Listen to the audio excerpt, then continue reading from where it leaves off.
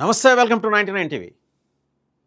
Iran ఎంచుకున్న next supreme Khamenei అంటే Ayatollah Ali Khamenei కొడుకు ముజ్తబా ఖమేని నాకు నచ్చలేదు. సో ఆయన ఆ పోస్టులో ఉండటానికి వీల్లేదు. మరి ఆ పోస్టులో ఎవరు ఉంటారు? నేను చెప్తాను, నాకు నచ్చినోడిని నేను అక్కడ పెడతాను. ఈ మాట అంటుంది ఎవరు? None other than global police, ప్రపంచ పోలీస్ డొనాల్డ్ ట్రంప్. ఎందుకంటున్నాడు? ఆయన సంప్రదించాలట. నువ్వే అంటున్నావు కదా, ఇస్లామిక్ రెవల్యూషనరీ గార్డ్స్ కార్ప్స్ అనేది ఒక పెద్ద ఉగ్రవాద సంస్థ అని. ఆ ఉగ్రవాద సంస్థ ప్రతిపాదించే ఇరాన్ సుప్రీం లీడర్ ఎంపికో లేదో ఎన్నికో మీకు తెలిసి ఎందుకు జరగాలి ట్రంప్ గారు? ఈ ప్రశ్న అంతర్జాతీయ సమాజం నుంచి వస్తుంది. సరే, వాళ్ళది ఒక అనాగరిక మతఛాందస్వాద సంస్థ. వాళ్ళ సంస్థ లీడరే ఇరాన్ మొత్తానికి సుప్రీం. వాళ్ళ గోలేదో వాళ్ళది. వాళ్ళు ప్రజాస్వామ్యాన్ని పునరుద్ధరించాలనుకుంటే అప్పట్లో 79 రెవల్యూషన్ చేసినప్పుడు అయతుల్లా ఖొమైనీ, ఈ ఖమేనీకి ముందున్న ఆయన ఖొమైనీ, ఈయన ఎలా పట్టం కట్టారో ఖొమైనీకి ఈరోజు కూడా అలాగే ప్రజాస్వామ్యం పునరుద్ధరణ కోసం ఇరాన్ ప్రజలు తలుచుకుంటే ఇస్లామిక్ ఛాందస్వాద గ్రూపులను పక్కన పెట్టి ప్రజాస్వామిక ఆకాంక్షలతో ముందుకు వచ్చే మీరు ప్రతిపాదించే షా పహ్లవీని కూడా అదే గద్దె ఎక్కించవచ్చు కాదు. కానీ ఒక సంస్థ తన నాయకుడిని ఫలానా మా నెక్స్ట్ నాయకుడు ఆయనే అని ప్రకటించిన తర్వాత ఐఆర్జీసీ చెప్పేసిన తర్వాత అబ్బే నాకేమీ ముస్తబా ఖమేని నచ్చలేదు. మీకేం నచ్చాలి? సోన్బాబులో ఉండాలా, లేకపోతే హాలీవుడ్ హీరోలో ఉండాలా? మీకు నచ్చటం ఏంటి? అది వాళ్ళ సంస్థ, వాళ్ళు నిర్ణయించుకుంటారు, వాళ్ళ విధానాలు వాళ్ళు ప్రకటించుకుంటారు. మీరు వాళ్ళతో యుద్ధం చేస్తున్నారు, యుద్ధం చేయండి. ఎవరుంటే ఏంటి అక్కడ? మీకు వచ్చిన సమస్య ఏంటి? అంటే మీరు అక్కడ రాజ్యస్థాపన చేయాలనుకుంటున్నారా? ప్రజాస్వామ్యాన్ని, పరాయి దేశాల్లో ప్రజాస్వామ్యాన్ని పునరుద్ధరించాలనుకుంటున్నారా? వాళ్ళు ఏడుస్తారు, మీకు అక్కర్లేదు. మీరు రేపు పొద్దున కాంగ్రెస్లో మిమ్మల్ని దుర్మాటానికి మీరు రిపబ్లికన్స్ రెడీగా ఉన్నారు. మీరు పెట్టిన అడ్డగోలు ఖర్చు మీద, మీరు ఇంకా పెడుతూ వస్తున్న అక్కర్లేని ఖర్చు మీద నిలదీస్తారు. ముందరెళ్ళి దానికి సమాధానం చెప్పుకోండి. మీ సెనేట్లో మీ కాంగ్రెస్ ముందు సమాధానం చెప్పుకోండి. ఇంపీచ్ చేస్తారు, అది ఎదుర్కోండి. పక్క దేశంలో శాంతి స్థాపన, లేకపోతే మీరు ఎవరు పిలవని పేరంటానికి వెళ్ళిపోయి అక్కడ రచ్చ చేసి అంతా గందరగోళం చేసి యుద్ధం చేసి జనాల్ని చంపి దుంపనాశనం చేసి మీరు చేసిన యుద్ధం కారణంగా ఆ దేశం రెచ్చిపోయి మీ బేస్లో ఉన్న అన్ని చోట్ల వాళ్ళు దుర్మార్గాలు దాడులు చేస్తే ఆ అరాచకాన్ని చూడటానికి మిగిలిన ప్రపంచం ఉందా? అంటే మీరు ప్రపంచంలో జనాభా అంతా మీకు ఆడియన్స్ అనుకుంటున్నారు ట్రంప్ గారు? ఈ ప్రశ్న నాగరిక సమాజం వేస్తుంది. వాళ్ళు గొడవ ఏదో వాళ్ళు పడతారు. మీది 250 ఏళ్ల చరిత్రే, ఇరాన్ది 5000 ఏళ్ల చరిత్ర. మీకు అసలు చరిత్ర నాగరికత అంటే ఏంటో తెలియనప్పుడే వాళ్ళది అద్భుతంగా విలసిల్లిన నాగరికత. ఏదో వాళ్ళ దురదృష్టానికి మధ్యలో 1979లో పెనం మించి లేచి వెళ్ళి పొయ్యిలో పడ్డారు వాళ్ళు. పెనం అప్పటి షా దుర్మార్గాలు, అట్రాసిటీస్ అయితే ఈ పొయ్యి ఇంకా ప్రజల్ని కాల్చేసింది మతఛాందస్వాదంతో. అంటే అంత చేటుకు తీసుకెళ్తే ఆ భారీ ఎత్తున నిరసనలు. అలాగని ఖమేనీకి ఫాలోయర్స్ ఉంటారు. ఎందుకు ఉండరు? లక్షల మంది రోడ్ల మీదకి వచ్చేసారు, షియా కమ్యూనిటీకి చెందిన వాళ్ళు. సరే, ఆయన మీద అభిమానం ఉన్నవాళ్ళు. లేదు, మాకు ప్రజాస్వామ్యం కావాలి, మేము షాకి పూర్వం ఎలా ఉండేవాళ్ళం అలాగే ఉండాలని కోరుకుంటున్న వాళ్ళు 50% ఉన్నారు.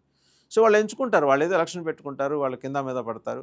చిన్న దేశం బంగ్లాదేశ్లో కూడా ఎలక్షన్స్ జరిగాయి కదా, మీ పుణ్యమా అని మీరు ఇన్స్టిగేట్ చేసిన దాని కారణంగా అక్కడ ఉద్యమం చెల్లలేగి షేక్ హసీనాని గద్దె దింపారు. ఆవిడ భారతదేశం వచ్చి తలదాచుకుంటుంది.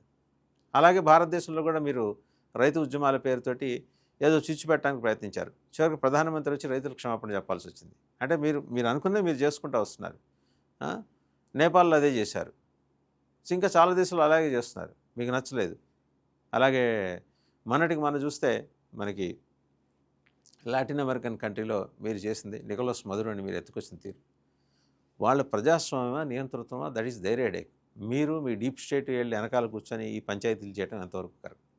రెండోది, మీకు కడుపు నిండా పెట్టాడు ఆ ఇరానియన్ డిఫెన్స్ మినిస్టర్. ఒకసారి ఆయన ఏమన్నాడో కనుక మీరు చూస్తే, సరే మీ డిఫెన్స్ సెక్రటరీ ఆయన చెప్పాల్సింది చెప్పాడు. ఏమని?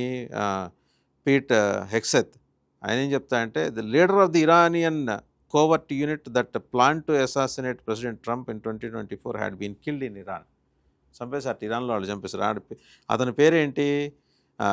ఇరానియన్ క్లరిక్ పేరు. ఆయన అన్నాడు, ఆయన ఏంటి, ట్రంప్స్ బ్లడ్ కావాలి, నాకు ట్రంప్ బ్లడ్ కావాలి, రక్తం కావాలని చెప్పి. ఆయన అయతుల్లా అబ్దుల్లా జవేది అమోలి రేర్ కాల్, అది ఆయన మాట్లాడింది. అయతుల్లా వాళ్ళు షియా కమ్యూనిటీలో జనరల్గా ఐతుల్లాస్ మాట్లాడేటప్పుడు తూకం వేసుకొని మాట్లాడతారు, ఏది పడితే అది మాట్లాడరు, వాళ్ళ చర్యలు ఉంటాయి. ఆయన్ని బహుశా చంపేసినట్టు 2024 నవంబర్లో మీరు చెప్తున్నారు. సరే, ఇంకా పెంటగన్ ఇంకా అదనపు డీటెయిల్స్ ఇస్తోంది. అలాగే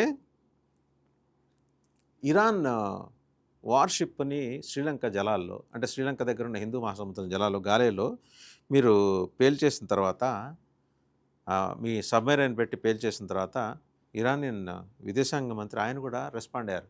మార్క్ మై వర్డ్స్, ఇంతకింత మీరు అనుభవిస్తారు. అసలు మీరు ఎయిమ్ చేసినవి, అలాగే ఇప్పటివరకు మీరు క్లెయిమ్ చేసినవి, యుఎస్ ఏం క్లెయిమ్ చేస్తుంది, ఇప్పటిదాకా 20 వార్షిప్స్ని మీరు ముంచేశారట దాడులు చేసి, అది మీరు చెప్తే, including the drone carrier Shahid Bagheri. So అది కూడా మీరు చేశారు.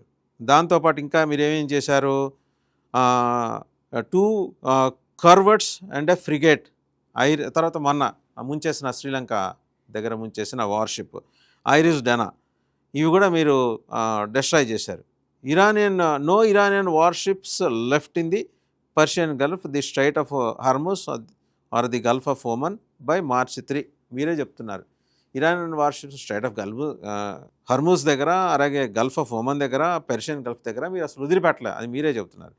ఒకసారి ఇరాన్ సామర్థ్యం ఏంటి, నేవీ సామర్థ్యం ఏంటి మీరు అంటున్నారు కదా, ఇరాన్ అసలు ఇట్ట ఎడం చేత్తో ఇస్రావతలు పారేసాం, మేము దాడులు చేస్తుంటే ఇంత దుర్మార్గంగా మేము చేసిన దాడుల్లో, దుర్మార్గంగా మీరు చేసిన దాడుల్లో వాళ్ళు ఎట్ట బలయ్యారు వాళ్ళ షిప్స్.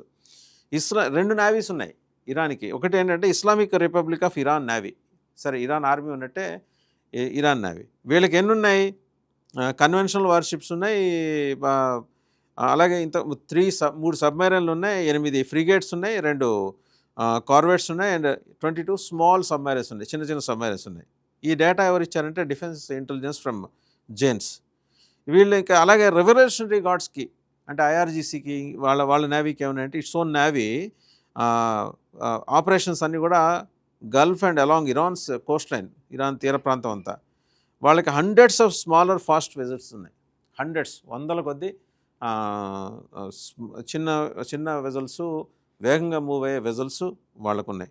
సరే, మీరు చేసింది, మీ అటాక్స్ వల్ల ఎంత నష్టపోయారు ఏంటి అనేది మీరు ఇక్కడ చూసే ఉంటారు, అంటే మీరు చేస్తున్నారు. అలాగని ఇరాన్ ఖాళీగా ఏం కూర్చోలేదు. వాళ్ళ ఇరాన్